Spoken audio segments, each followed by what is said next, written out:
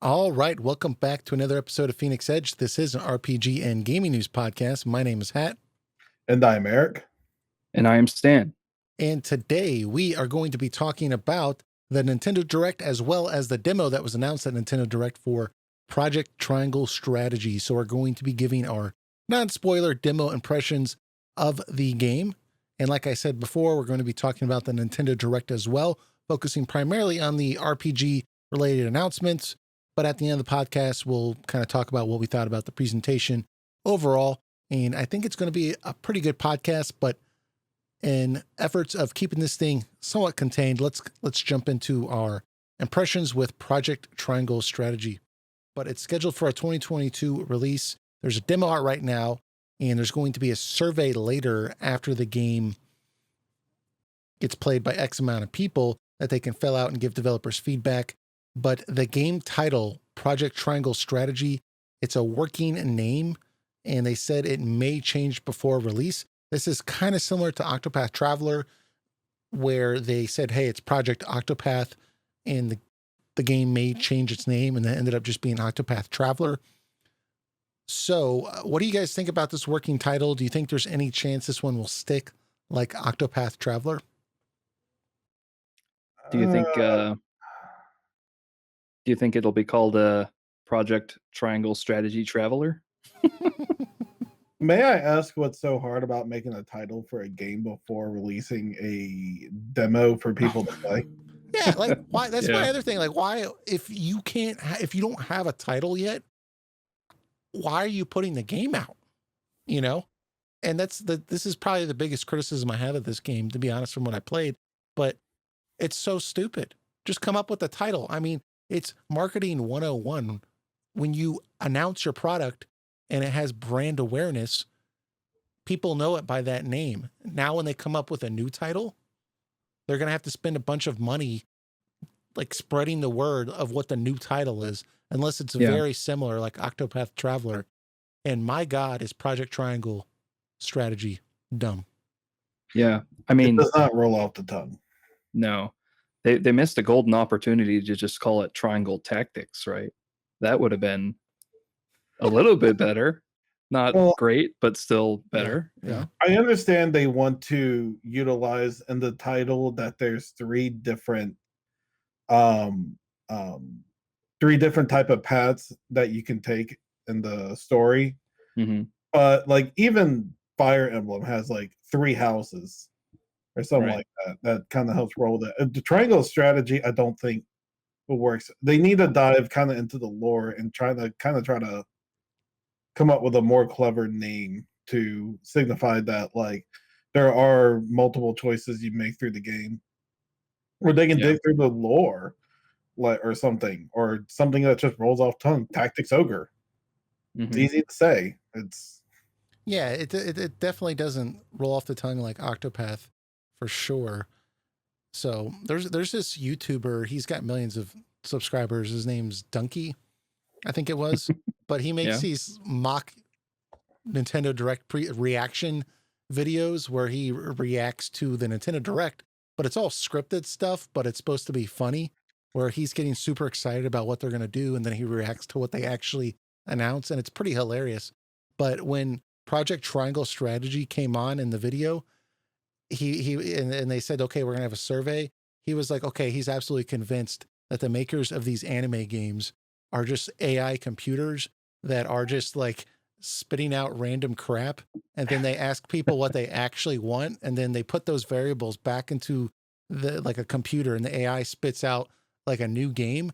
And then it craps out like a random title, Project Triangle, you know? And I was just like, honestly, that's kind of convincing, because that's basically what they do, at least with these games.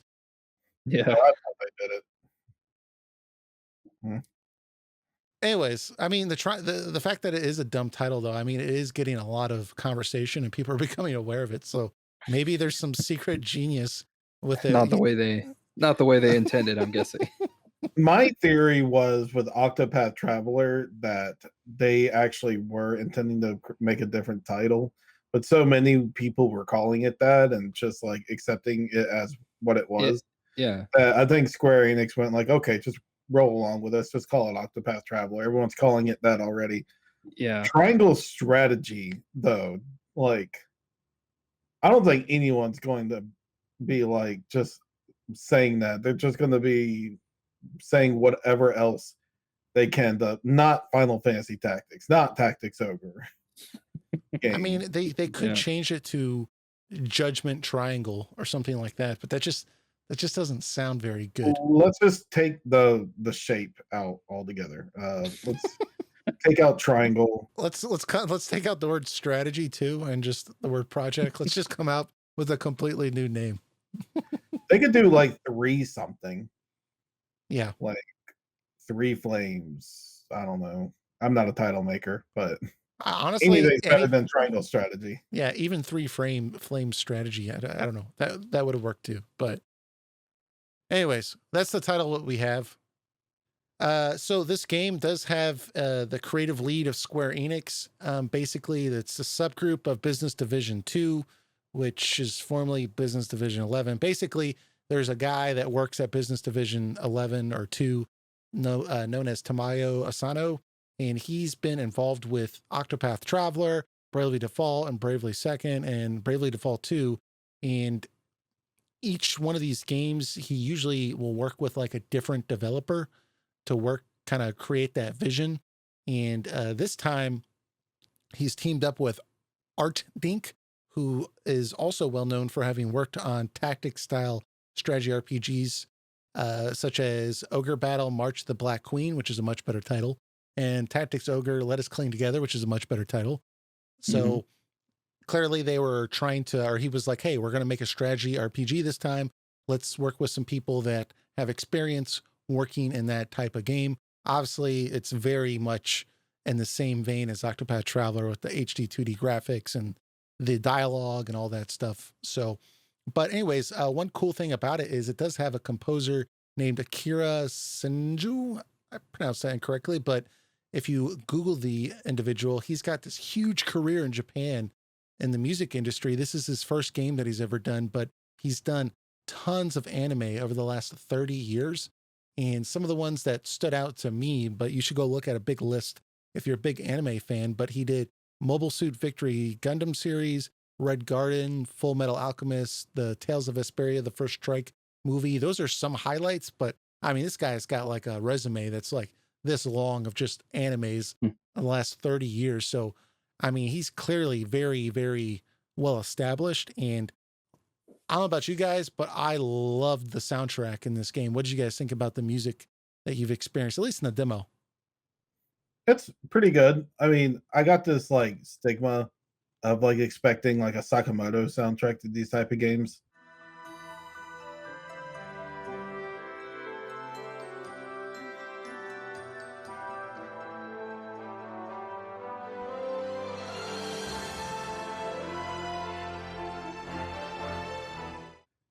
Yeah.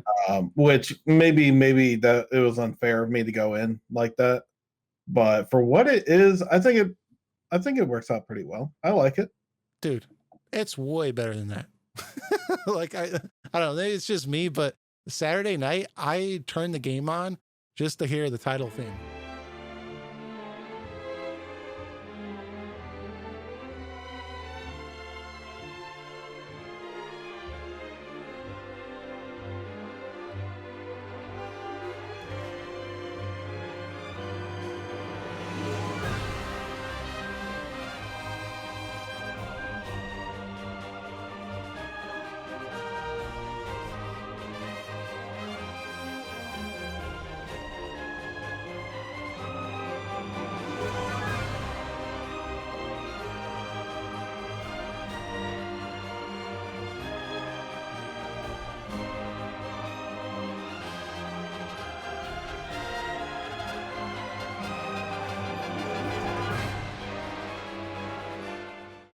Like it was, Okay. 11.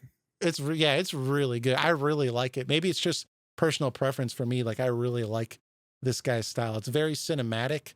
It really captures the mood of a lot of the, emotional scenes. And honestly, like the battle themes are just very enjoyable to listen to. And for a tactic style game where the battles can last 30 or 40 minutes, you want that battle theme to be catchy, right? Right. Yeah. If it's grating, you beat your head through the wall. But yeah, I mean, it's definitely a solid track. I don't think I've heard everything yet. Mm-hmm. But from what was in there, I thought it was really good. Like I said, I got this thing in my head that's telling me it needs a Sakamoto because it's a tactic style game. Yeah, because that's how it's been for over 20 some years for me. But but if you judge it for what it is alone, it's a very solid soundtrack so far. I think I agree with you. If they somehow got Sakamoto to work on this game, that would just be glorious. It would just fit like a glove. But this is definitely a close second. What do you think, Stan? Well, as far as Sakamoto collaborating, this composer you mentioned is very well established. So I imagine the budget for the music is probably all spent, right? to get him to come on and do it. But yeah, the music in general, I liked it. I don't think was as big on it as Hat is. Oh my God. You guys are crazy. I mean, it was good. And I felt like you mentioned, it did like enhance the scenes, like that where it was placed. None of it felt off to me. I felt like it was like always appropriate for what was happening on the screen. Yeah. I think I like the composer for Octopath Traveler a little bit better from what I've heard. Of course, this is just a demo, right? Okay. I really like the composer for Octopath Traveler. I think that soundtrack is one of the best in a long time, and really was the best part of the game. But I can't lie, that soundtrack was fantastic. I just think this one's better. So we'll have to wait and see until the whole thing comes out. Yeah. I've spent a lot of time, listening to Octopath Traveler outside of the game, just like find the full track list on YouTube, just hit play and just let it play in the background, so I'm like familiar with it. And so this is like a different style of music. And so, but it's the same style of graphics, which we'll get into. So it was the same aesthetic, but a different sound. And that might be just what's throwing me off. Yeah. So I'm not fully appreciating the greatness that is Akira Senju's compositions for this demo. But it's pretty good. Like I didn't ever think it was lacking or anything like that. It's what I heard was really good. Yeah, I think that I did a lot of time after the game as well, listening to the soundtrack on YouTube, because there's some OSTs online now that people have, I guess, either extracted from the game. I don't know, maybe they just recorded it, however they get it. But so I've listened to a lot of the tracks afterwards too. So I think maybe that's helped out a lot. But man, that title track, I don't really like the first 10 seconds of it. It's kind of like, I don't know about this. And then it just comes in with this just super memorable melody. And I'm like, man, this is masterful. But definitely next time you go to YouTube looking for some music, try checking that out and seeing how it sits with you. But I agree. Yeah. Octopath Traveler was really, really good too. I mean, that I remember thinking like, Nobuo, better watch out, because these soundtracks are getting really good. It's funny, just real quick to mention the composer for Octopath Traveler, I can't remember his first name, last name, Nishiki. In any case, he did like a Ask Me Anything on Reddit like a few years ago, and he said that Nobuo Uematsu was like his biggest inspiration, like where he draws the most like references and style from. At least he tries to. Interesting. Well, that's definitely a good inspiration for sure. Yeah. Like I've been listening to the Bravely Default soundtrack, being excited for the second one. It's like, damn, it's like, I mean, I love Nobuo Uematsu, and like he'll always be like top dog in a lot of aspects, but like, man, these other composers coming in, like clearly inspired by him, are bringing their own thing, and it's just absolutely amazing in their own right. So Mhm. it's me thinking when Nobuo officially retires from the industry, all the industries one day, like I think we're definitely in good hands with a lot of talent around. Yeah, For sure. yeah, for sure. I agree with that. I mean, back in the day, he was like the gap between everyone else and him was was huge. I mean, there were some really good other soundtracks out there, but it's definitely catching up for sure. This game does use that license, Square Enix license HD 2D look as we saw in Octopath Traveler. I mean, it's a story-driven 2D turn-based strategy RPG, so it's a little bit different from Octopath in that regard. But a lot of people have compared it to Final Fantasy Tactics and other Fire Emblem games or older Fire Emblem games. But the setting of the game and the manner in which the story unfolds is drawing many comparisons to Final Fantasy Tactics in that it's medieval. There's lots of backstabbing and betrayal to gain power. Even the story premise from the website, we have a little excerpt here that I'll read. It says players take on the role of, how do you pronounce it? Serenoa? That's the main character, Yeah, right? that's right. Serenoa, who is the current heir to the kingdom of Glenbrook. This kingdom is one of three in the continent of Norzelia, a land torn by war as the three kingdoms fight over limited resources of salt and iron. I mean, that's very mature in tone, but that's also that does remind me of the War of the Lions a lot in many ways. Yeah. But hmm uh, when this was initially revealed with the direct, did you all get that Final Fantasy Tactics vibe like other people were getting? And then like, what did you think about after playing it? Did you still kind of get that vibe? Oh yeah, I mean, when people talk about what they hope Final Fantasy Tactics 2 would look like, I think this is pretty much what people say what they hope it looks like. Like they want like a high quality 2D sprites, like in a HD sprite environment. Like this game just now I think this game kind of has could stand to use a little more color. Maybe it does in other places you go to, and some of the places did have a little bit of it, but I feel like some of the colors, like especially like on the some of the battlefields, kind of looked mudded Yeah. a little bit. Yeah. A lot of them are kind of at night. Yeah. Yeah, which I think may just be the terrain itself. I'm sure they're probably going to have some beautiful grasslands also to play on and everything. I want to see more of that, but so far the graphics look really good. The character sprites look tight, um, like really well designed, and for what the environment is showing, like those are very well designed also and everything. And I also just love that like you can move around in that environment before Yeah. engaging battle Yeah. instead of just being purely menus.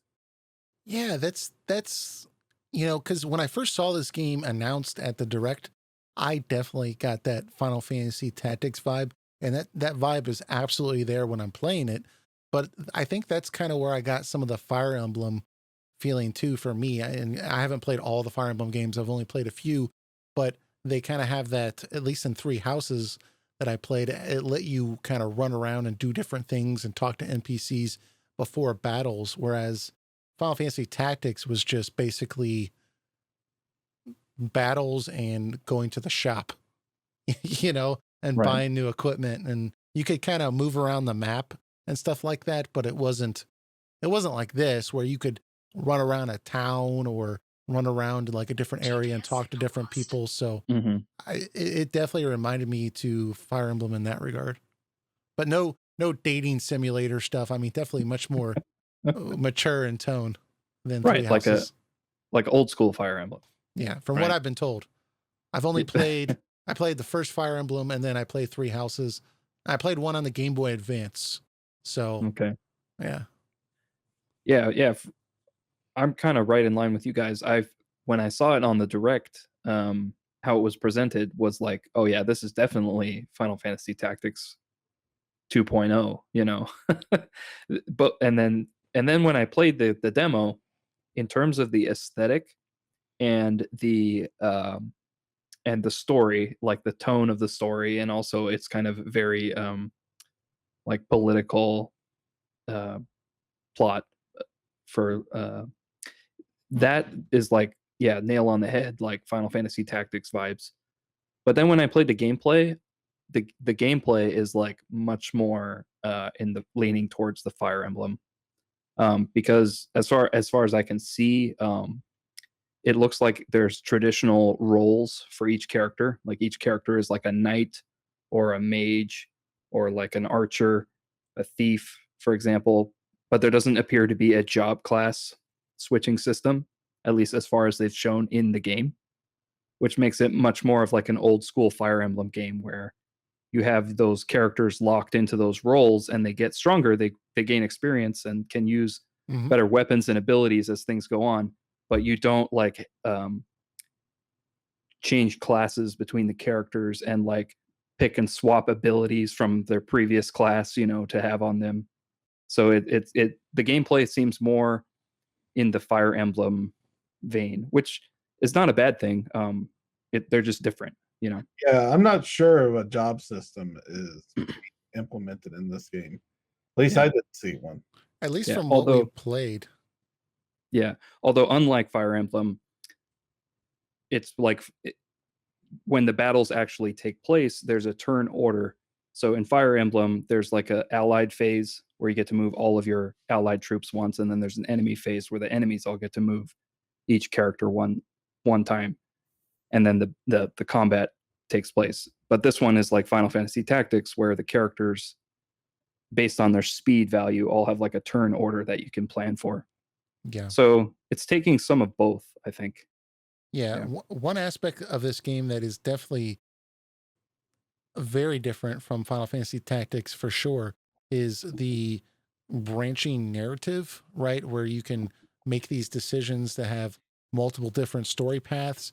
That's not really a Final Fantasy Tactics thing. Now, just to add to that real quick Sure. before you Tactics Ogre does touch upon this, but the thing is, Tactics Ogre does major branching paths. Like one decision you make greatly alters the story.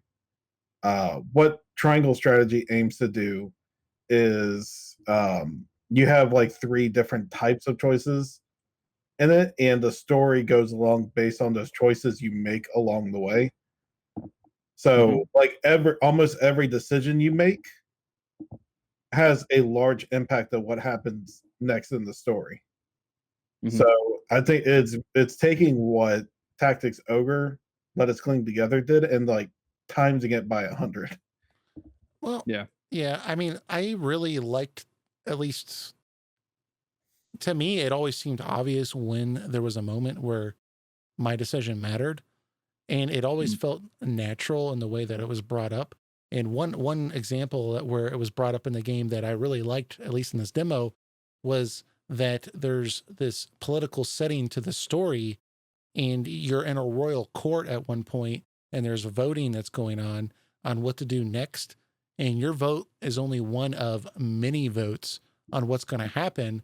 So you could vote which way you want the story to go, but you may not get your way because you didn't convince enough people to vote the other way. And you can only convince those people through dialogue options, and you can only convince some of them from the information that you learned out in town from talking to different people and presenting them the correct information. And if you can turn enough votes when they come to vote, the story will go your way. But it's like you had to put work into it, and it felt very natural for the setting for that to be something that would happen in a royal setting like that, because there is a lot of political intrigue where people are, talking behind each other's backs and that type of thing.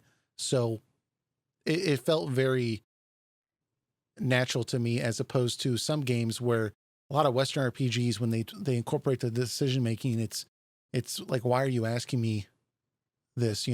Why are you asking me if you should, like, who you think you should marry, or or something like that. That sounds like a very personal decision. Like, it's not, that has nothing to do with me. What I do like, what I saw from like dialogue choices, they weren't like any obvious pick good or pick bad, or like be good or evil. It's like there's a lot of nuanced choices, and you don't really know what to expect when you pick something. like they showed a screenshot in the trailer of 3 different decisions you can make, and they show you how each one branches out to a scene that starts out the same, but the dialogue the character is saying is completely different based on the decision you made. So I like there's just like subtle nuance changes going about instead of just being simply, will I do a good deed or a bad deed? Am I a good guy or a bad guy? And keep changing your mind throughout the thing. Yeah. It's like, and that's what I want to see in like when you do choices. And I think even BioWare with Mass Effect tried to do that with Andromeda, where they weren't trying to do good or evil or Paragon or Renegade. They were trying to, you know, let you make decisions and see what the consequences of those actions are. And I think that's what they're aiming for in this, and I'm really glad they are. That's a Yeah. really good point, because there's one decision in particular that I actually made it, and then I thought to myself, I'm unhappy with that now that I've thought about it and I've gone back. And it was because I was undecisive about it, because it was that gray area where the way something was being presented to me, I thought, okay, well, this makes a lot of sense because I don't want to abandon the people. But then, the more I thought about it, I was like, well, this other guy has a point too. If we go this other route, I'm preserving honor. I'm ensuring that this isn't going to continue to happen over and over again. And I'm purposely being vague here, but it is very gray a lot of times with the decisions you have to make. It's not like Jesus Christ, one evil or a saint. Right. Yeah, it's more nuanced than that. Sure.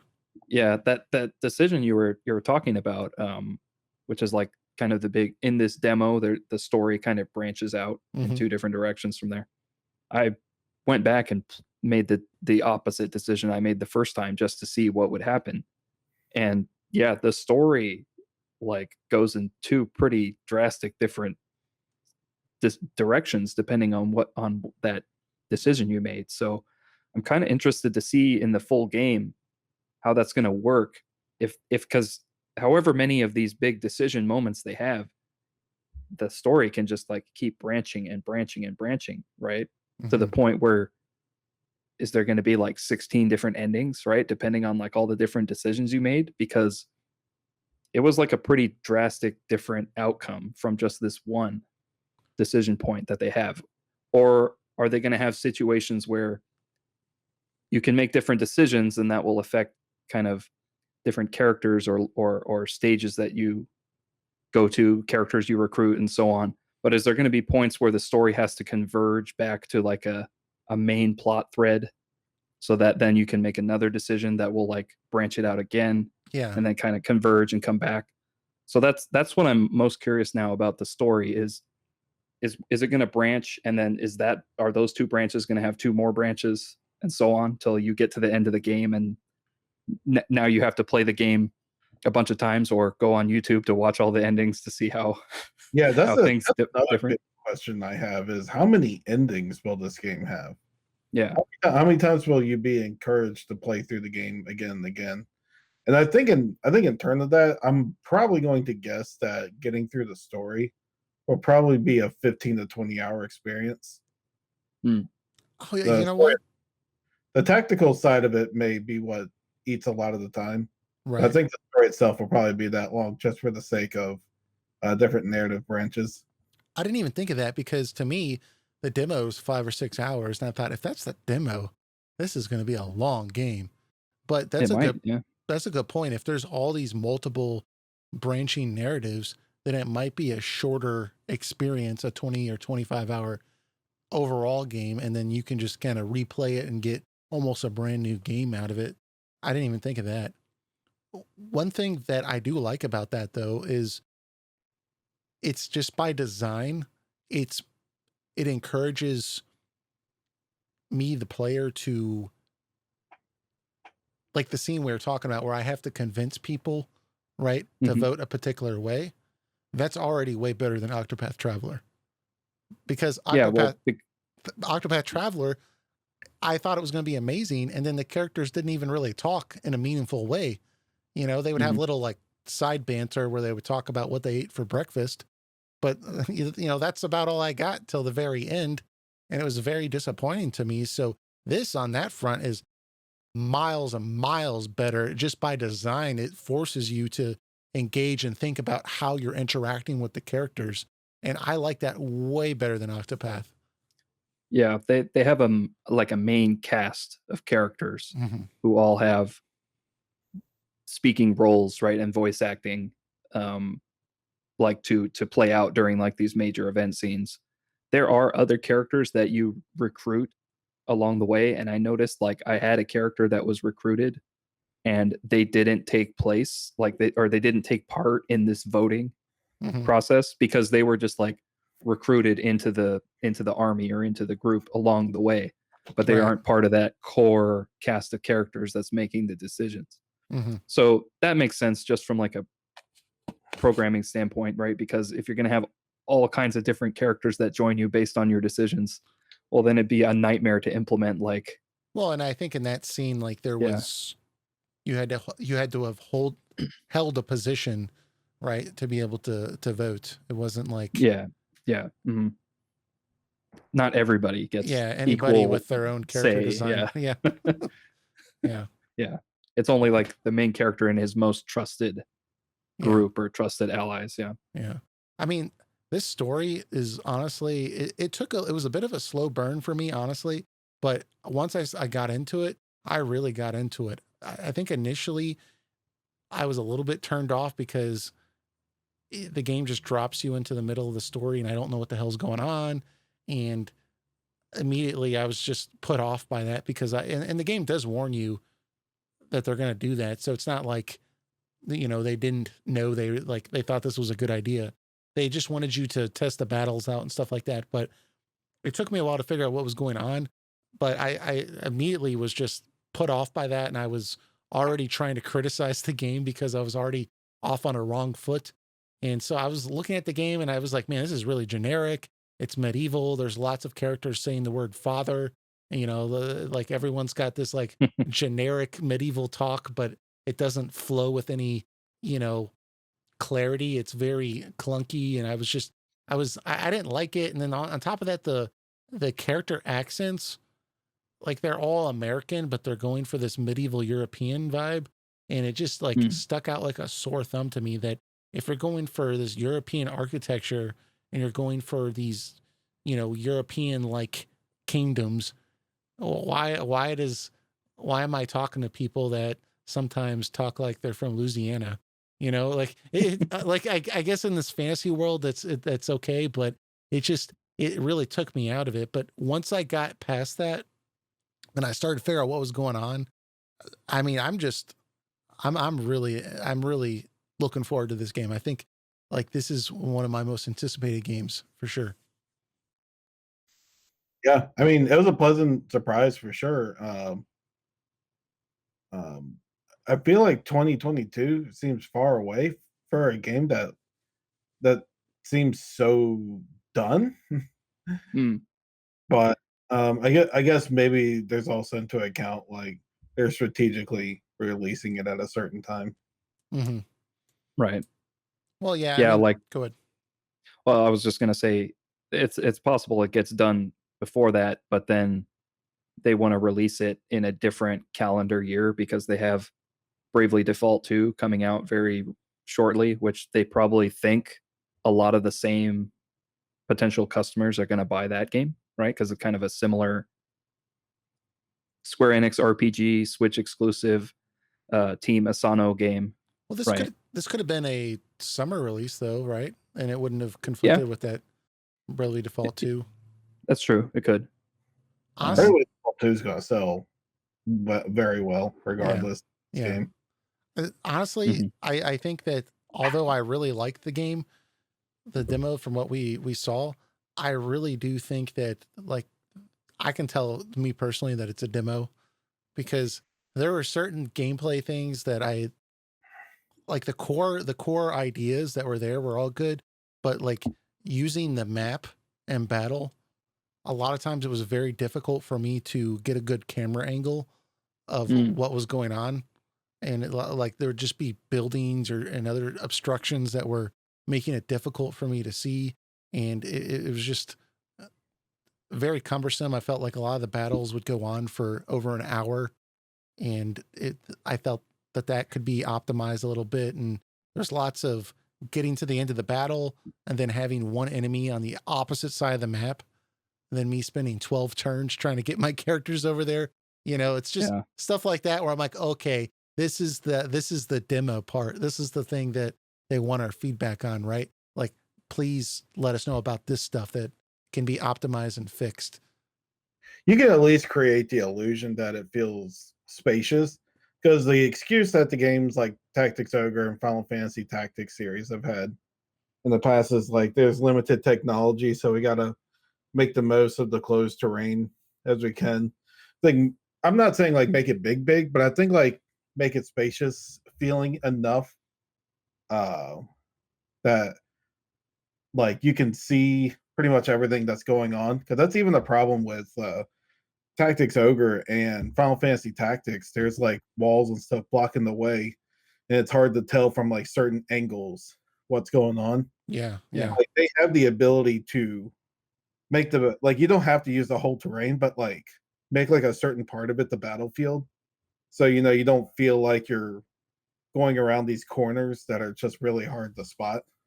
Yeah. There is an option, like with the shoulder buttons, you can zoom the camera angle in and out. And if you That's zoom it well, if you zoom it all the way out, it yeah. actually changes to a completely Flat. top-down Yeah. view like Fire Emblem. I don't Yeah. like that.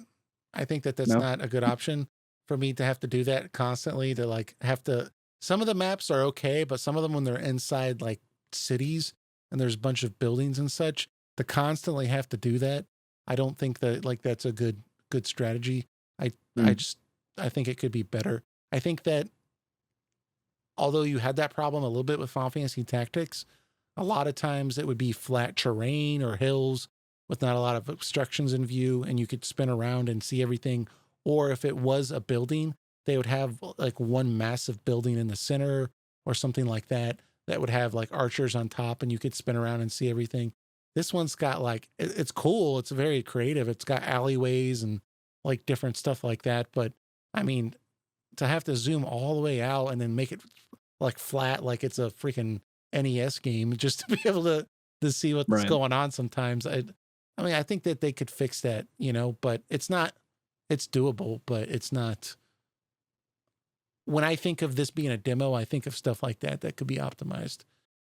I think I agree with that just because I feel like they created a problem, and instead of trying to fix it so it's not a problem anymore, they just like created some like band-aid like solution where Mhm. it's not like a real solution. It's just giving you a means to work around that problem, which I think they're admitting they have. So yeah, I mean, I do agree, but again, it's not a big deal. It's just I'm just thinking to myself that like they're using the same kind of terrain structure as a game dating all the way back to PS1 or Super Nintendo.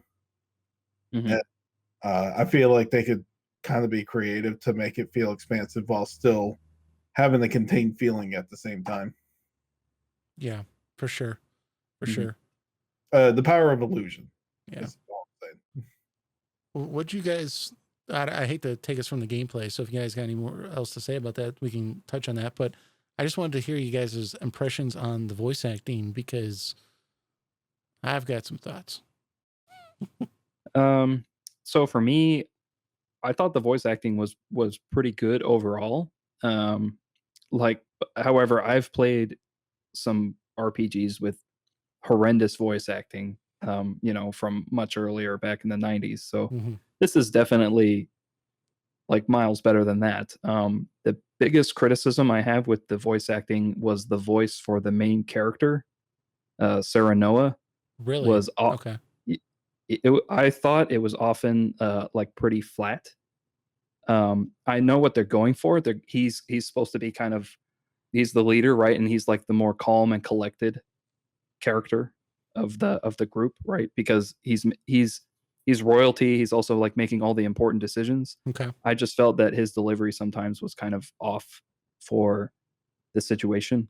I thought, Like go ahead. I'm sorry. I didn't mean to interrupt. Keep well, I going. was going to say he doesn't show as much emotion as the other characters when like kind of very dramatic things are happening, which is fine because that's his character. He's supposed to be more level-headed than the rest, but in general, his it was like quite a contrast to the other characters, and it made it seem kind of stiff sometimes. Yeah, I think that's the thing I noticed was that I didn't feel like the execution of the voice acting was consistent. There would be some characters where I felt that this person was giving their heart and soul to the Mhm. role, and it was very passionate, and I thought, oh wow, that's really good. And then there would be other characters such as Benedict, who felt like he had very nice and pleasant sounding tonal quality to his voice, but it just sounded like it was him reading a manual a lot of Mm. times. It was or like he would be like a great person for an audiobook, but he wasn't actually acting half the time. It was him just reading the script. I can only imagine what you're feeling now, Your Highness, but I fear we have not the luxury of grieving. As the last living heir to the throne, there is no doubt that the Archduke will target you next. And it was very dry, and I and there was a lot of characters like that where it was just, it almost felt like it wasn't a good fit for the casting, and then other characters would be great. And I think it just goes back also with me with it standing out more with they're trying to use this sometimes old English style of speak. It's not completely War of the Lions or anything like that, right? But they are going more that route, and it's just very weird to hear someone with an American accent talking like that. It doesn't really roll off the tongue that well. It sounds very clunky, and it's not even like there would be people like in the royal court and that are apparently like they grew up together, and they all have like wildly different accents. Like the general war guy, he was clearly very like countryish with his accent, and then someone else was almost British, and then another one was like more like mellow American, standard American, and it was just Mhm. it was kind of like, come on guys, you could have done something a little bit better than this, but it's just, Well, I don't know. I thought they could have done better. yeah, it's so easy to get yourself out of it when you've established that there's characters with so many different types of like accents that come from like different parts of the world, but you don't like, I don't know if they're going to establish that these characters are like from a different part of the world and are Mm. like here, or are they just going to be like tone deaf and consistency and just do whatever accent they think fits the character instead of actually worrying about if this would contradict with the game's world building or lore. Yeah. I mean, once again, it is a demo, so it is possible that they can. Who knows how much time the voice actors and directors had to get this done, right? For the purpose of a demo, something that will make the company no money, right? Like, right? They're obviously being paid for their performance in the demo, Right. right? But Yeah. who knows how much effort and priority was put into that just for the sake of So having they the full voice might acting. they might re-record it. Is that what you're saying? Yeah, and take more time, right, on the lines that Remember, it's It's possible. possible. Yeah. Yeah. remember Final Fantasy 15 episode Duske? Like Noctis sounded like Batman, like I Christopher remember. Batman, like in everything he said, and people and they actually took that criticism in, and Mhm. they actually re-recorded it. So when you play that part in the final game, he doesn't he's not trying to sound like this anymore. He sounds more normal. Mhm. Like he has a deep voice naturally, but he wasn't trying to like, you know, fight crime in Gotham City. It's not like Noctis has actually gone through puberty. It's just Yeah, so I think it's entirely possible to go back and, like, if people don't like the voice acting, it's very possible they may go back and say, like, "Hey, this didn't like." People are complaining about the tonal inconsistency. So Yeah. let's see if we can do something to fix that. Yeah, at the very least, it would allow them to have some feedback going forward, because I assume the full game is not voice acted at this point, right? They have a whole year before the game comes out. So Sure. if they're not going to re-record what's already been done, maybe that's already in the can and they're satisfied with it. But at least going forward, if like they get feedback on some things that people would like to see changed or delivered a little differently, then they could take that feedback into account and it might make for better performances. So Yeah, I it'll be do. interesting to see what they have on the on sorry, it'll be interesting to see what they have on the survey, if there's anything like in regards to voice acting.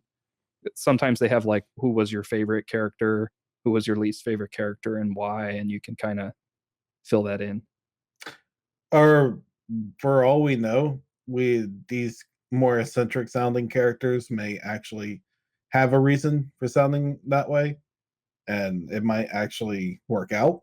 Well, Yeah. some of the characters literally sound like they just read the lines off a piece of paper without any voice direction, and then others are like you can hear the passion in their voice, and they're Yeah, really like just going at it.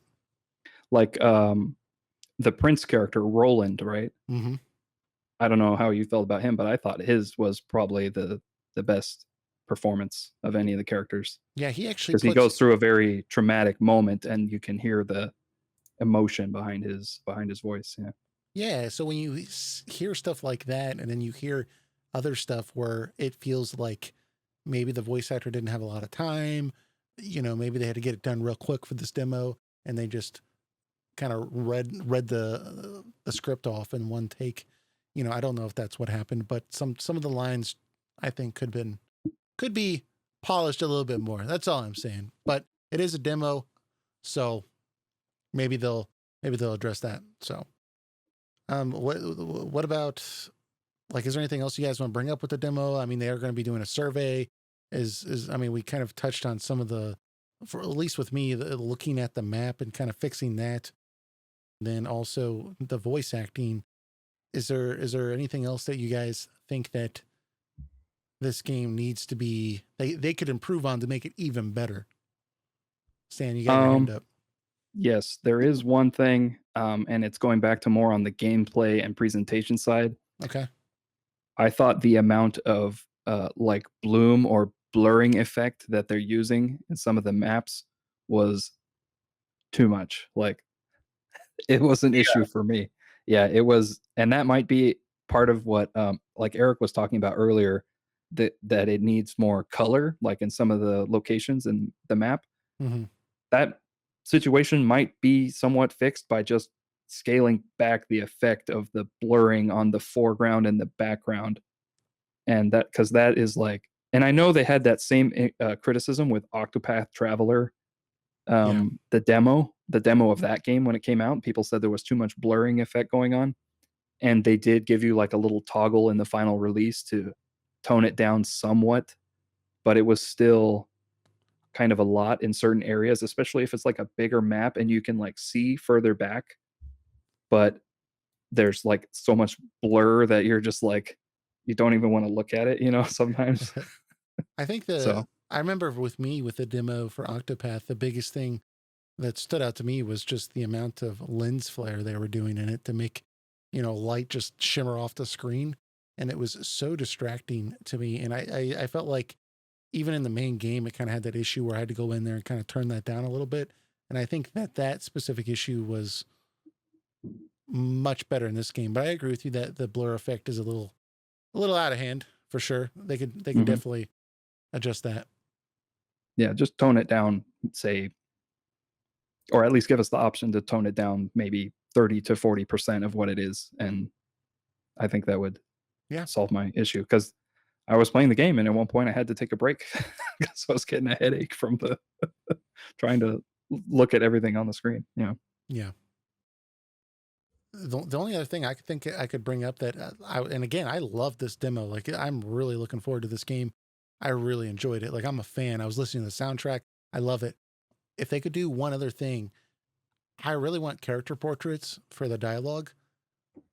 Like Final Fantasy Tactics, I really enjoyed that. I think Yeah, that's true.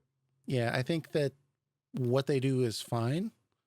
You know, the characters are semi animated, like they blink and stuff like that. But I don't find that they're like really moving their arms a lot or you know, shaking their head with lots of animation. So I think if they added some character portraits, well stylized character portraits, I think it would kind of help characterize it a little bit more when they talk. So I agree with that. It might be challenging because I think maybe the dialogue boxes are not large enough well, if to they're going to fit the. re-record the voice acting, I think they can change the size of the dialogue Yeah, boxes. that's a good point. Yeah. I forgot. Did they have character portraits like in battle, or do they just have like their sprite there? They do kind of at in the part of the screen that gives you the menu, like your list of options, there is a character portrait there. Yeah. Yeah. But it's Yeah, not in the dialogue. at least in battle. I think it might be too hard, and this because they're using like smaller chat boxes, like a comic book style chat boxes. I think, right? Well, again, it's a year Mhm. out. I think they could change that. I mean, yeah, of course they could change it. Um, but I don't know if people may prefer that one way or another. It really depends for me. On one hand, I think Final Fantasy Tactics did it well, um, with the character portrait. But then I remember something like Final Fantasy 5 and 6 on mobile. They put like a big gigantic just like character portrait, and it didn't do any. It didn't show any emotion or anything during Mhm. cutscenes or anything like that, and it kind of takes you out when like there's a character that's all like aha like this and they're dying. You're Yeah. like, Oh, the portrait. goodbye Yeah. everyone, I loved you all, or Right. something like this. So I mean, it can take you out, but I mean, Tactics did it right. At least like if someone was dying, they looked beaten up and such for that. So I think there would be a lot of undertaking for that, but it's definitely possible. I mean, Yeah. Well, I think it just adds so much. I mean, even with Crosscode, for example, those character portraits are like half the enjoyment for the game for me because they do add so much character to the, you know, I guess for lack of a better word, the characters or the protagonists, you know. So mhm. anyways, anything else with this demo that you guys liked, want to bring up, forgot to bring up, think that they should improve? I think we've been pretty thorough, but Yeah. The biggest criticism I had was that blurring effect, and also the voice acting can be improved. Yeah. yeah. And one small nitpick: when I defeat an enemy, just auto loot. I don't want to have to use another Oh, turn to like pick up the item. I hate that is that. that is a Final Fantasy Tactics thing, I believe, Yeah, that and they it's dumb. carried over, and you didn't like it. Yeah.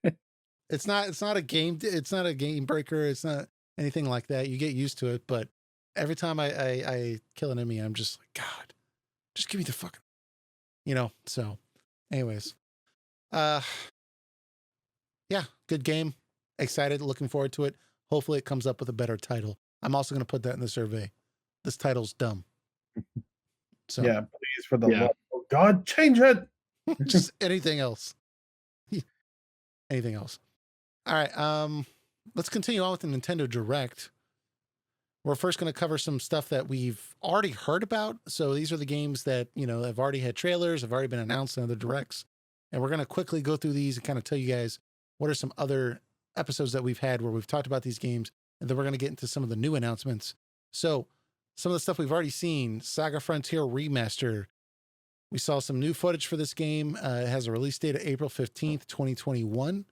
We covered this back in November when it was announced on episode 158.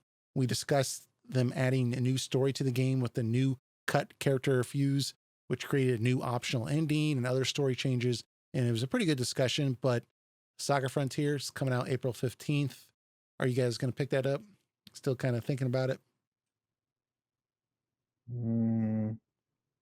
Not Well, biting? Not maybe? well, there is another game, remastered Square Enix game that I'm more fond of that has now Been announced? taken the priority from Saga Frontier, but I that doesn't mean I'll never get it. So played Saga Frontier once, and That was I thought enough. it was okay when I played it. Okay. I might get it if it's on a sale. Like, Okay. I don't know if Square Enix is going to do like $40 for this remaster, and it's just the same game with that one added protagonist. And Well, I'll be like, they did do a lot, but they added a whole new character with a lot of story. But anyways, I get you. I'm kind of in the same boat that I'm not really enthused with what they did add. Like, it didn't attract me that much. It's just an interesting idea. So mhm. we also had Monster Hunter Rise. We've talked about that endlessly, but a new story focused trailer showing some new monsters. It's going to be coming out on March 26, 2021. We discussed this most recently on 8 other RPGs coming in 2021 on episode number 164. So just talking about RPGs that came out in the first 6 months of 2021. And I was pretty excited about that game. I wanted to pick it up, but you guys, it seemed like you had your fill with Monster Hunter World, right? I did, yeah. Yeah. So, I mean, I could end up getting it though if people I know end up buying it and want to play it and message me constantly and say, "Hey, where are you at?" Then there's a possibility that I'll cave to peer pressure and end up getting it anyway. Yeah. Yeah, I may at least down the line do the single player experience, because I do see there is like a story in there. Mhm. I don't know how engaging the story will be. Usually they're not that engaging unless you're Monster Hunter stories, but it might be worth going through that and just playing what that has to offer. Sure. Um, Okay. But that's not going to be a day one for me. Yeah. Well, we discussed more of it on episode 164, so go check that out. Bravely Default 2 received a final trailer. This game's coming out on February 26, 2021, and all of us have said we picked it up. Eric, you said you recently just pre-ordered the game, right? Yes, I did.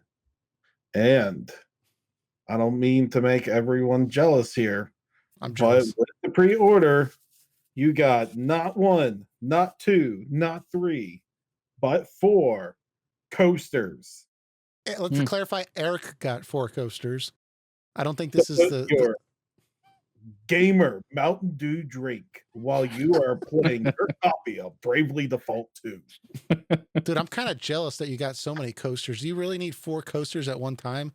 I think you could share these coasters. Yeah, you could also go screw yourself. Spread the coaster wealth, Eric. God. They're my coasters. It's my mark of elitism, okay?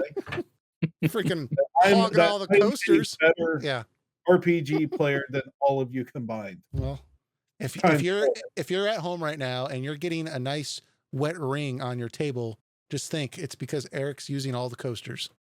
So I'll be drinking like Gamer Dew while playing this game. All right. Without a stain tape. All right. But anyways, enough about my amazing coasters. We scared off like half the people listening. All right. So we've talked about this game a lot. We're all picking it up. We're gonna have first impressions on the game. Very excited about it.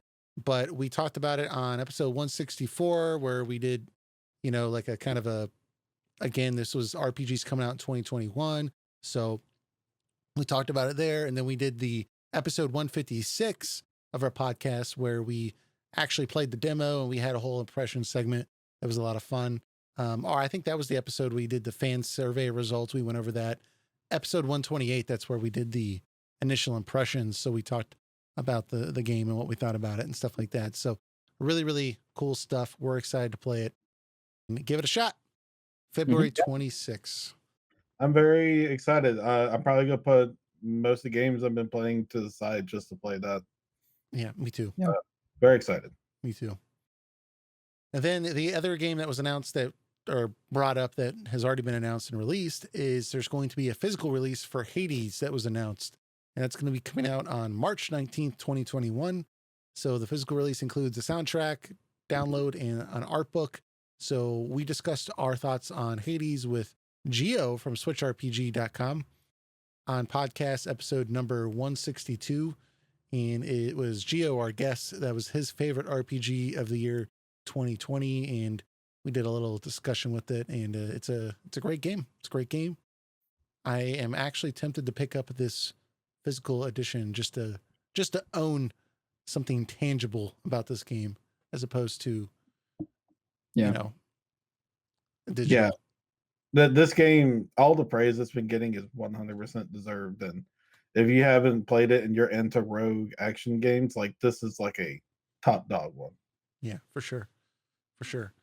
But some of the new announcements for RPGs, Legend of Mana Remastered, that was announced.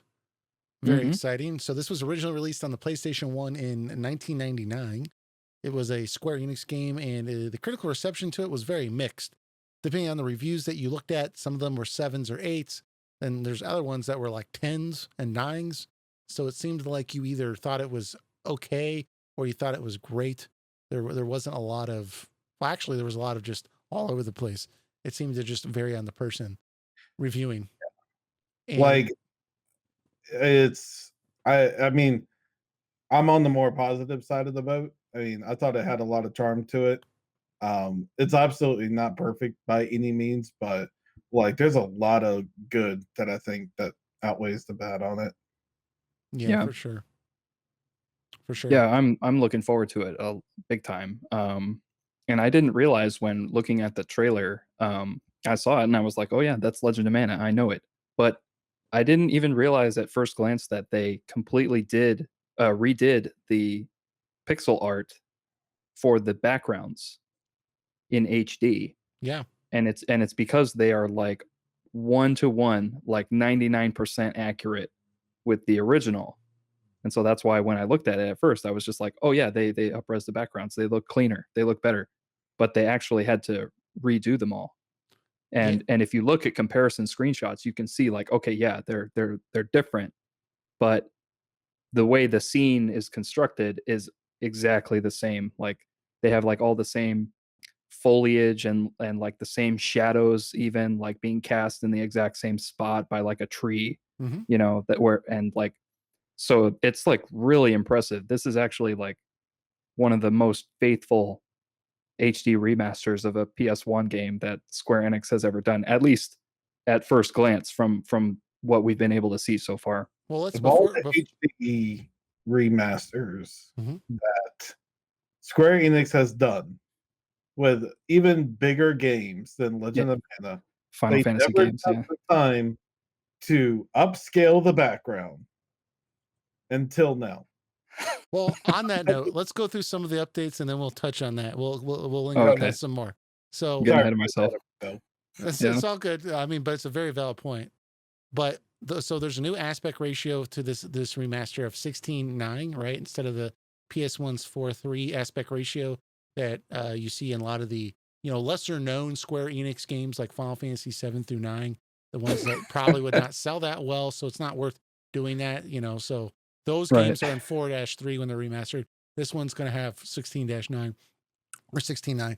And then, like Stan pointed out, all the artwork, including the backgrounds, have been redrawn in HD.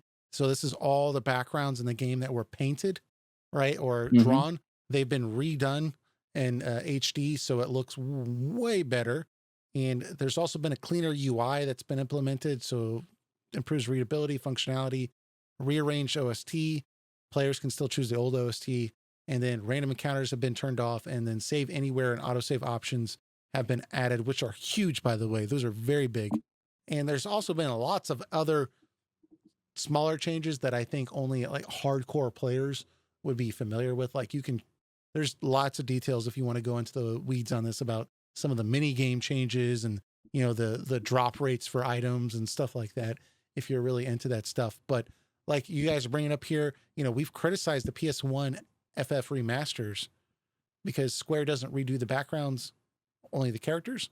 This was really bad in Final Fantasy VIII in particular, where even some of the NPCs were part of the background and they weren't done. It was very glaring.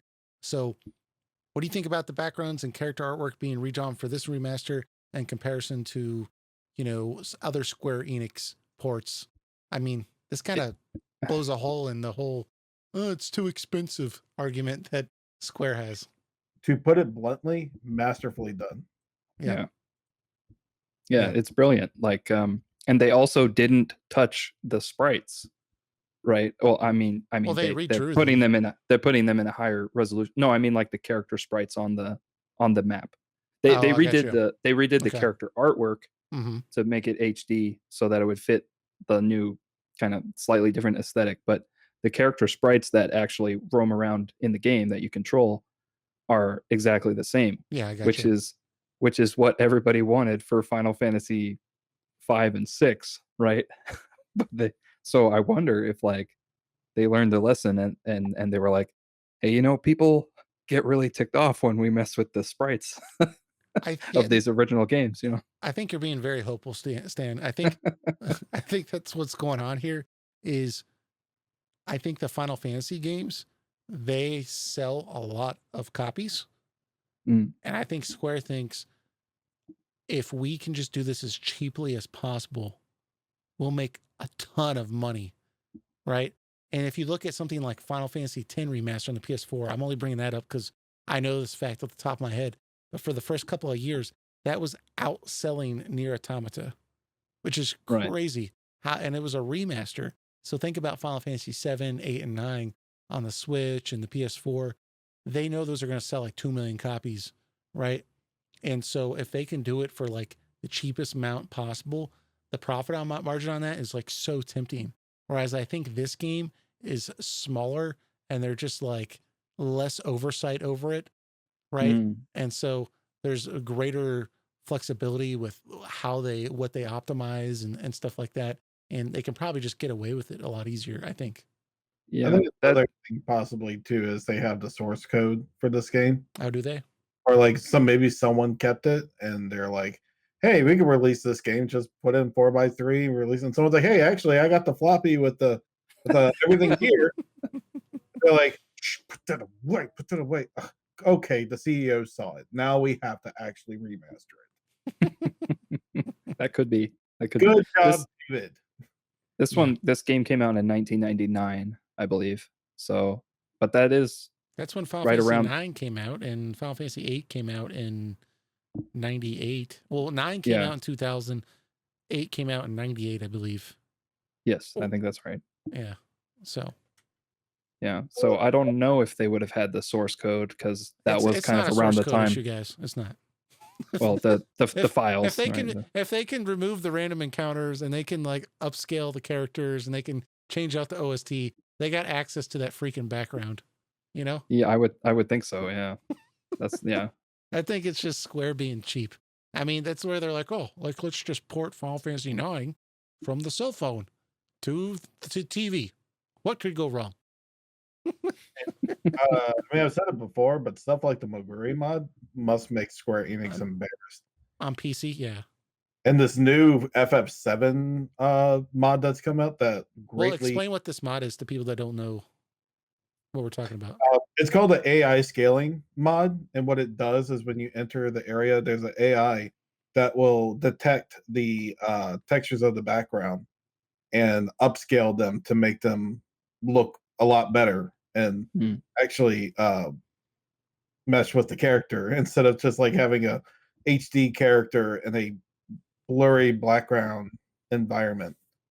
And they actually just not the Moguri team, but another team, I forgot their name, did a one for FF7, and it's a new one, right? This is like a brand new one, and it's even better than the old AI upscaled one.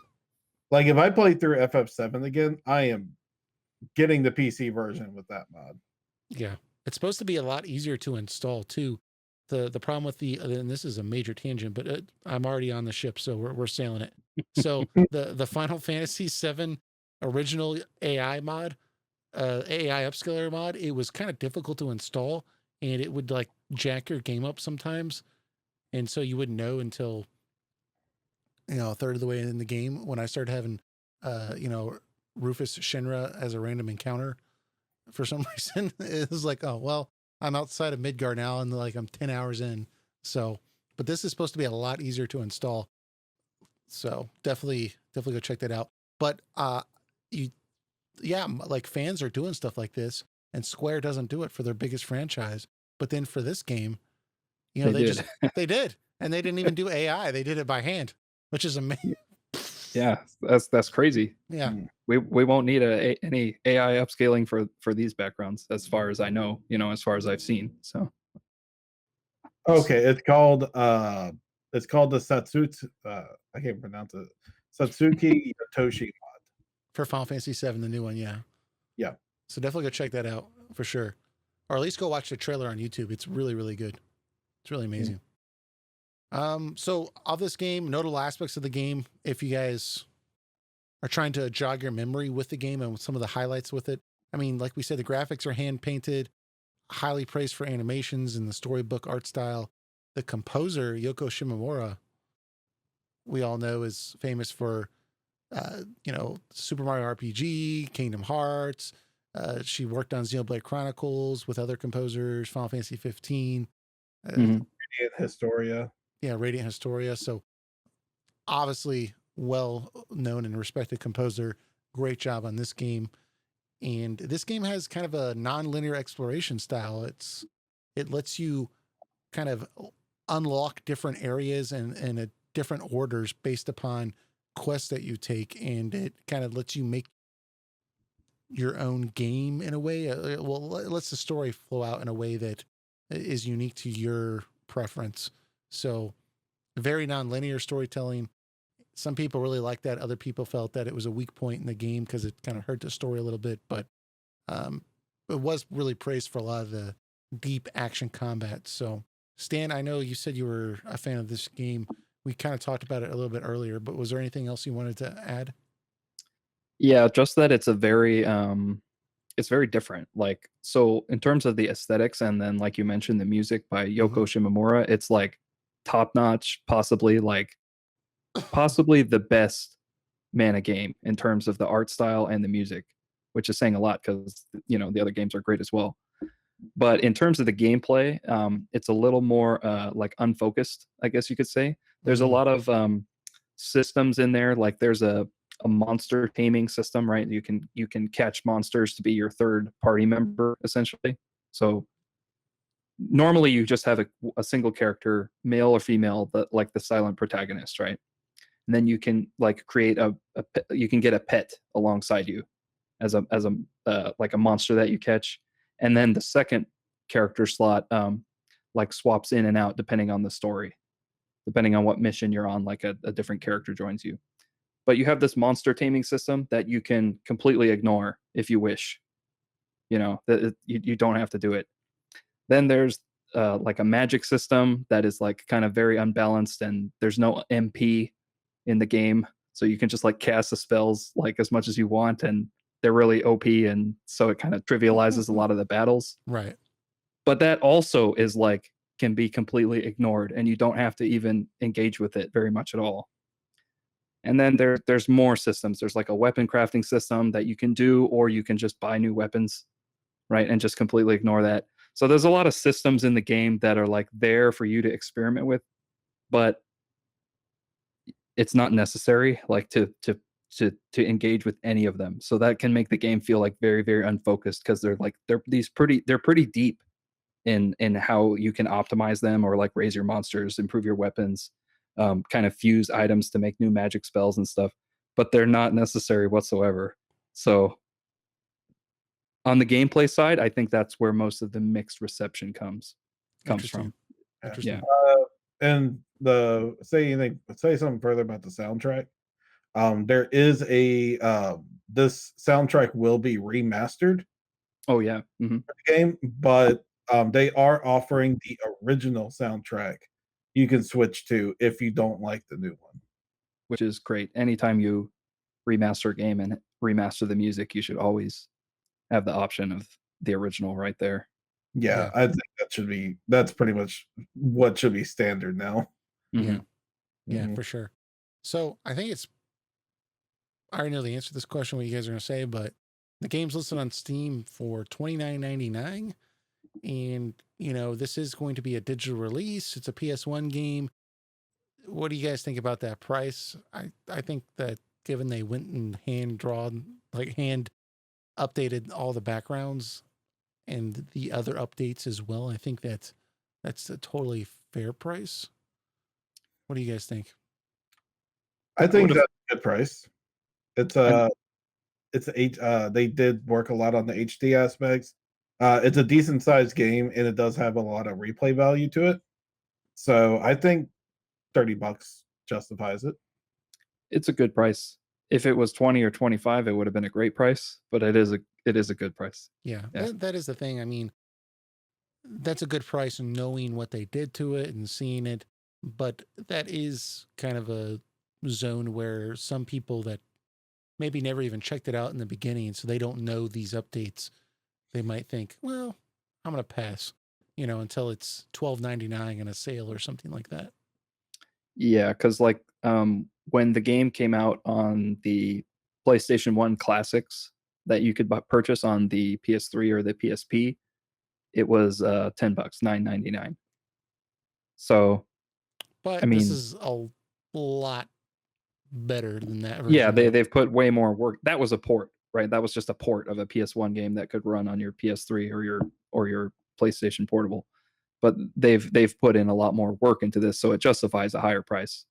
For sure. You know, but if it was like $40, it's like, you know, that would be like, I would say that would be like a not good price. But like, yeah, $30 is like right in the middle. So I think it's fair. It's not Skyward Sword prices, so it's it's definitely in a good zone. Okay, the last thing here though is kind of interesting thing that Stan brought up, but this release is following the trend of a new mana game annually, right? So we had Secret of Mana in 2018, Collection of Mana in 2019, Trials of Mana in 2020. Square was very happy with Trials of Mana that surpassed 1 million units. So now we have Legend of Mana in 2021. Are we going to continue the trend next year? Do you think we'll see the PS2 game, Dawn of Mana, in 2022? Oh, maybe. I mean, that wasn't a good game, though. That's the thing. No, like your hand turns into a tree sword, and it had a very awkward structure to it, if I remember correctly. It's like you have to do weird missions to progress in the game. Yeah. I just think they would have to remake the game entirely. I don't think they could do a port and it would be successful.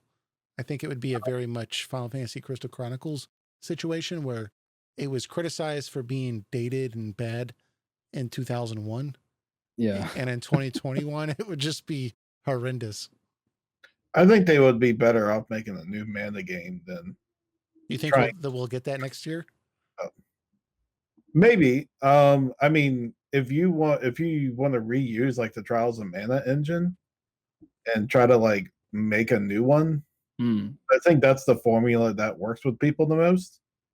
I'd be all about that. The Mana did, then I say go for that. Yeah, that would a remake rather than a remaster would probably be a better option for that game, because it was, like Hat said, it was probably even more. Well, I guess the Legend of Mana is kind of divisive, but the Dawn of Mana was kind of derided on its release. Yeah. So anyways, we're excited about this release for the most part. I'm probably going to definitely pick it up just because I want to support this idea of putting out good remasters, good effort. Even though I'm a huge Final Fantasy fan and I buy these bad remasters, or these, I don't want to say bad because they're playable. It's just low effort. I think they could do a lot better. And I get that experience with a lot of different games as well. So I want to support somebody going and putting this much effort into it. So I'm definitely going to pick it up, but I'm excited for it. So what's really weird is I was actually thinking about playing it on my handheld emulator, and yeah,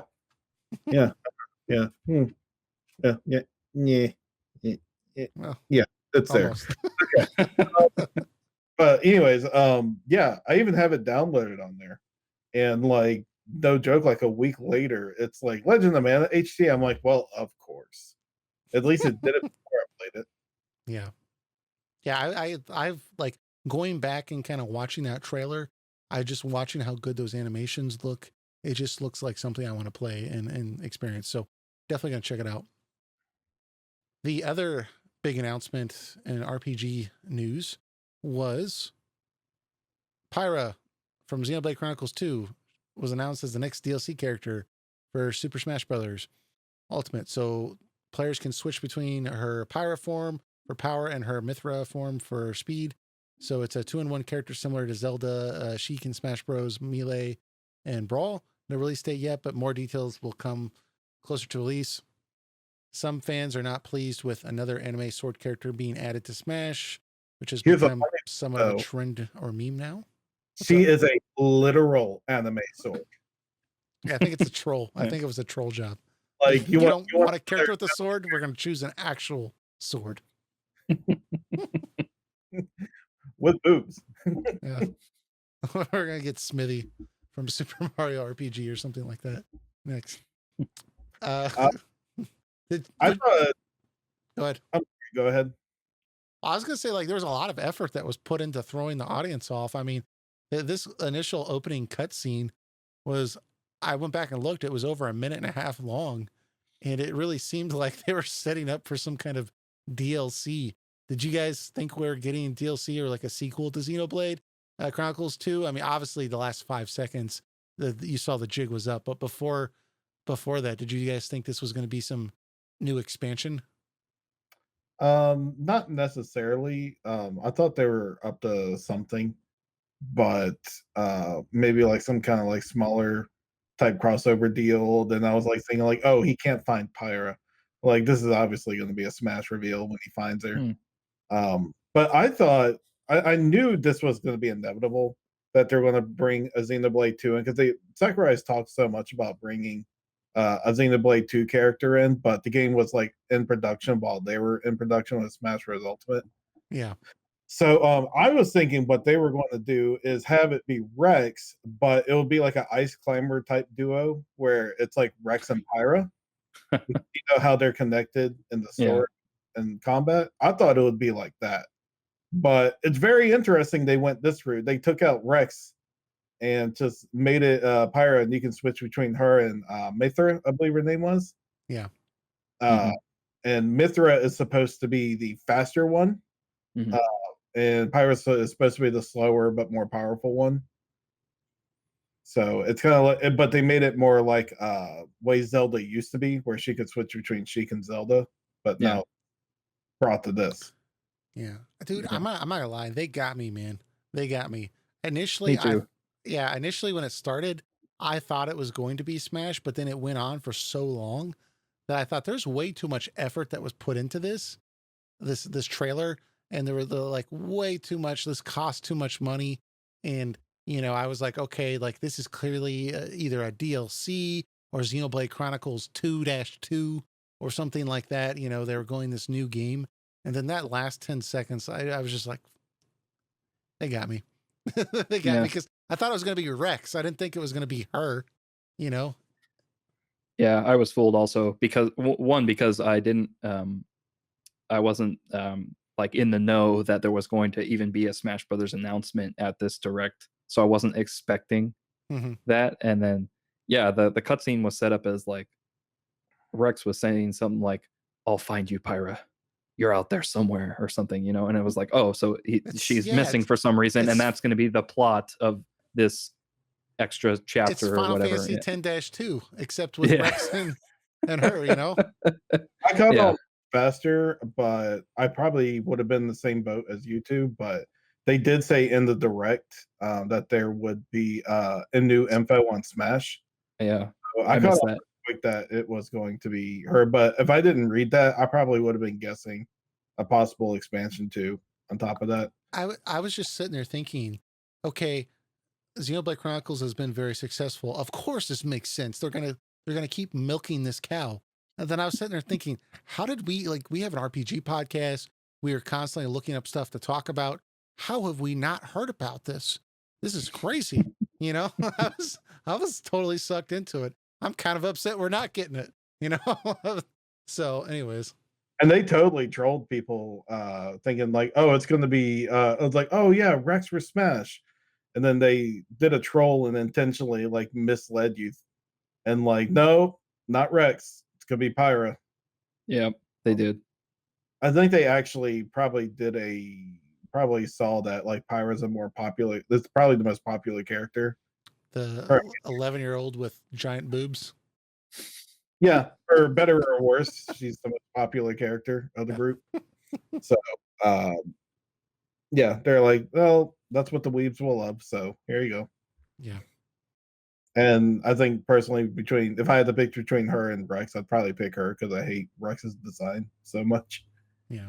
Honestly, I'm not even really that much into Smash Brothers, but it is exciting seeing these announcements and trying to guess what they're going to do and the way it's revealed. And it's a lot of fun to kind of just experience vicariously, you know?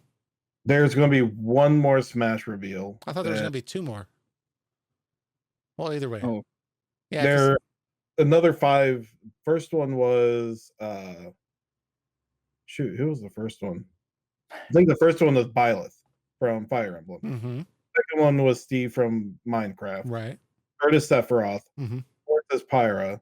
Mm-hmm. So we have a 5th one. Oh, okay. I was hearing online that there was going to be 2 more, but I guess that makes sense.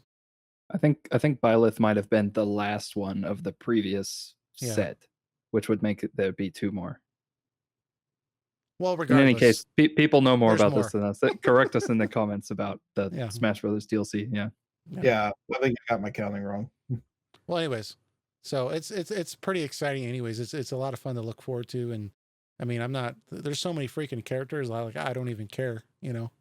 Yeah, because it's just like I'm not gonna play all of these, but it's really fun to see the way it's announced and who they end up announcing and stuff like that. It's a lot of fun. So.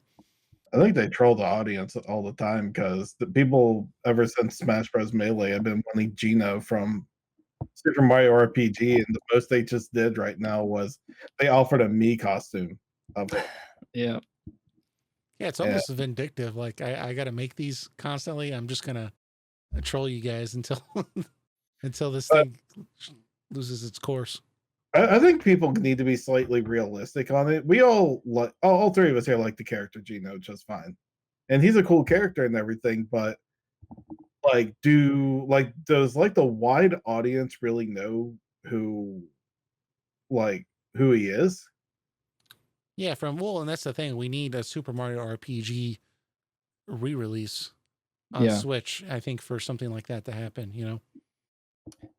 Yeah, they did re-release it on the Super Nintendo Classic, but not everybody could get their hands on those. Yeah. Yeah, for sure. But anyways, so we'll have to see. There's 2 more coming, and it'll be interesting to see what wild, crazy character is going to be in there next. But what do you guys think about the overall Nintendo Direct presentation? I mean, we kind of talked a little bit before the podcast that we were kind of surprised that there was some crosscode DLC that was announced this week that was not in the presentation, and Diablo 2 was a remaster is coming to the Switch, and that didn't make it into the presentation.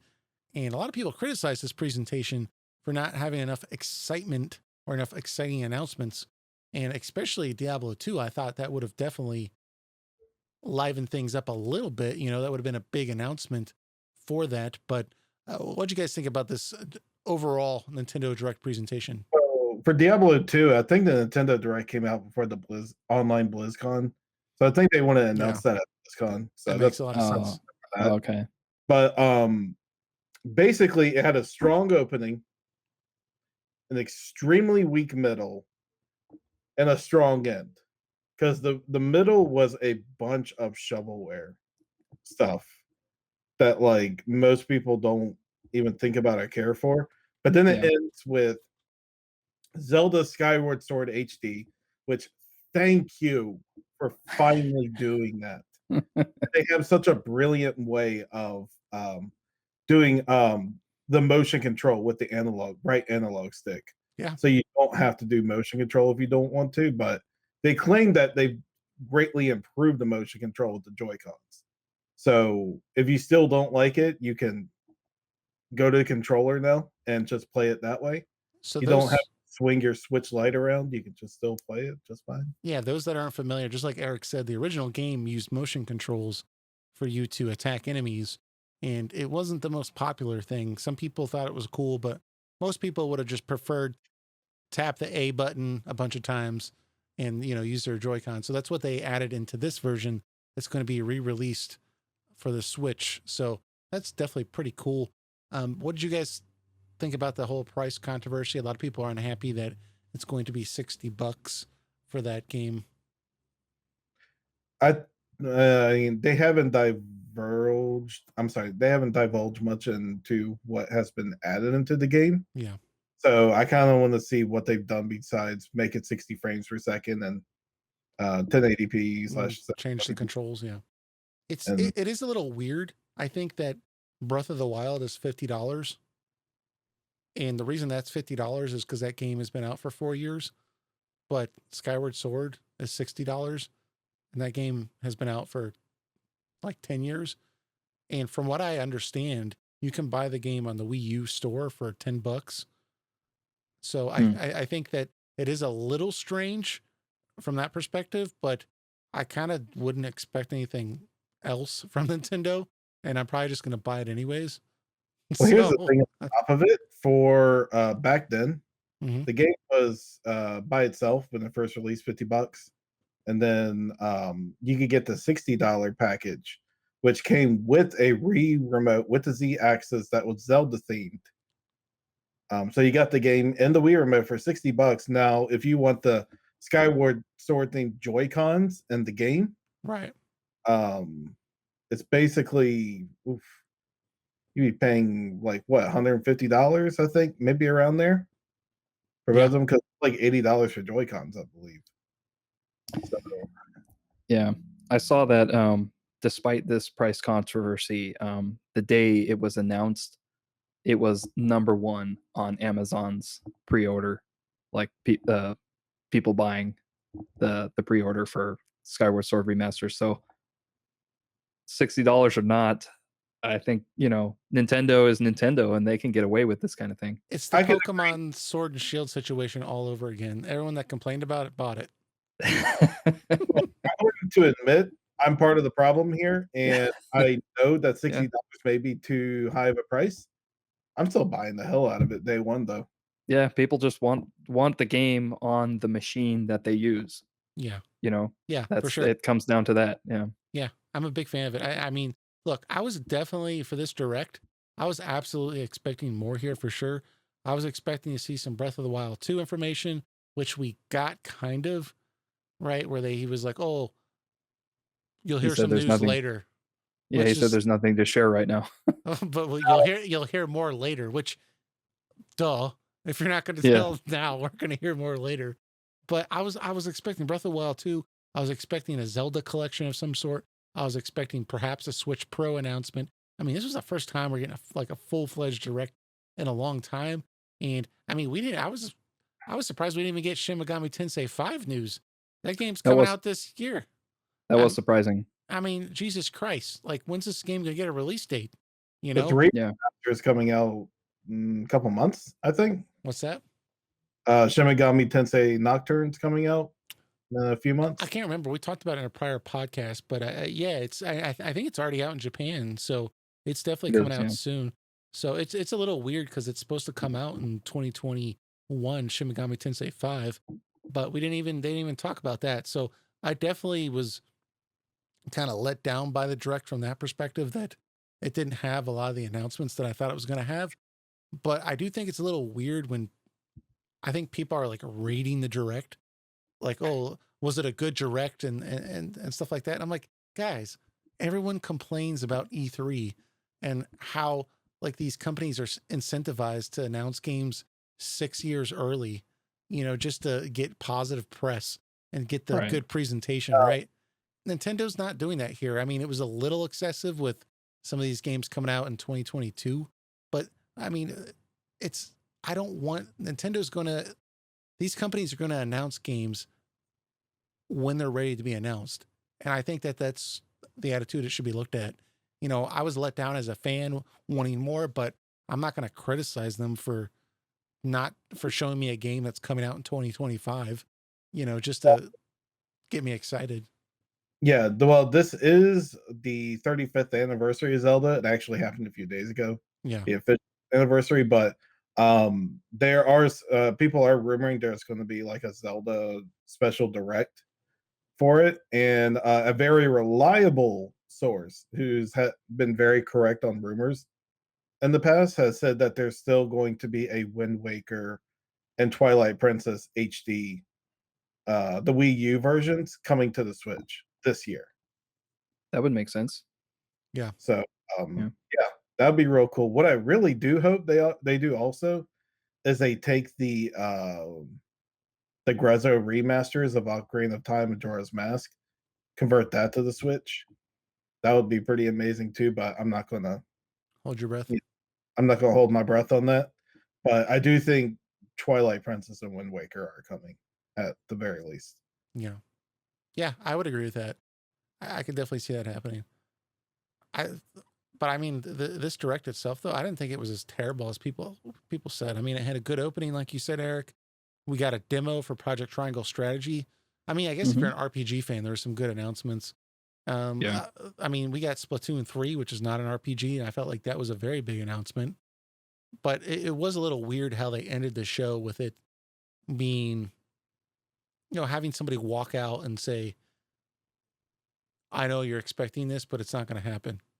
And then we're going to have this other game, other thing. Yeah, it was a little weird, weird pacing is what I would give it criticism for sure.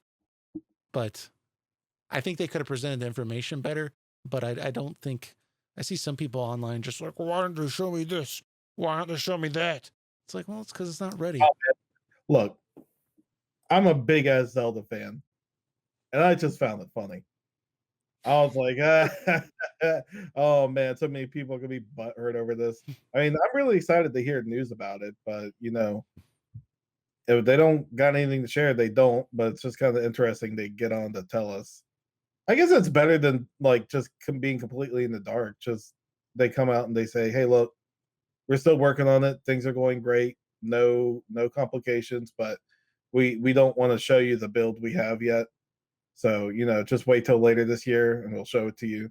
That's better than being like people speculating like, is the game even going to come out in any time like in 2022 or like and now people know that what's going on. Yeah. It's like with Metroid Prime 4. It's like they didn't stay in the dark about it. They just said, "Hey, Bandai Namco sucked at making this, Right. so we're giving it back to retro. So now we have to start over and expect it like in 2025 or something." Yeah. Well, I mean, That would be a really long wait. Yeah, when it comes out, it'll be good. I mean, that's how you do it. That's how you do it. So, I think they're just. I think they're just waiting for E3. Is that going to happen this year? Is that going to be a big deal? If there is an E3, do we want to show some of our bigger releases off then? So yeah, it'll probably be online again. E3. I felt like last year it was just canceled. So, anyways, they'll probably try to do something online. Who knows? Yeah. Anyways, final thoughts with the presentation before we get a shout out to our media partner. I thought it was actually pretty good, but we are more RPG focused, and there was, Triangle Strategy and Legend of Mana in the middle, which most people are like, oh, they didn't care about anything in the middle, so I can understand why some people might be underwhelmed. Yeah. When they had that one girl in like the barn and she was like being a friend with a horse, I was like, why are you making me watch this? Like, this is way too long. It was some game where like you could like make friends with like pets or some crap like that. Oh yeah. And it was very girly. And I'm like, how many little girls are watching this Nintendo Direct? I mean, like, I don't know. It just seemed maybe there's a lot, but I was just like, I am not the target audience for this game. But outside of like little weird announcements like that, I agree with you, Stan. I thought it was pretty good. So it was good. I say I left happy out of it, not upset. I mean, Skyward Sword HD got me excited.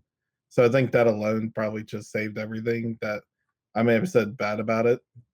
Stuff like Legend of Mana, and for how dumb Triangle Strategy name was, it still caught my attention. I pretty much immediately downloaded the demo as soon as I heard that you could download it right now. So, there's definitely exciting moments there. But then, of course, there's the small shovelware things like the DC Girls game, like these games that are clearly catered towards like girls underneath the age of 10, which is an interesting choice to bring those in. But hey, if there's girls under 10 watching, then there you go. There's the games for you.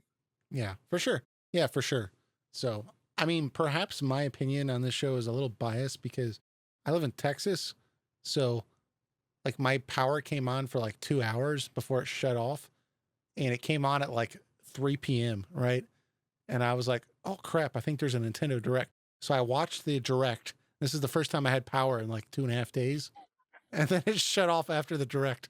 And I was able to like download that demo within that time frame too, right? Onto my Wow. Switch. So I was just like, woo, highlight of the week. All right. This is way better than having no power, So maybe, Yeah. maybe I was a little biased, but Like, we're here ready to show you the footage of Breath of the Wild 2.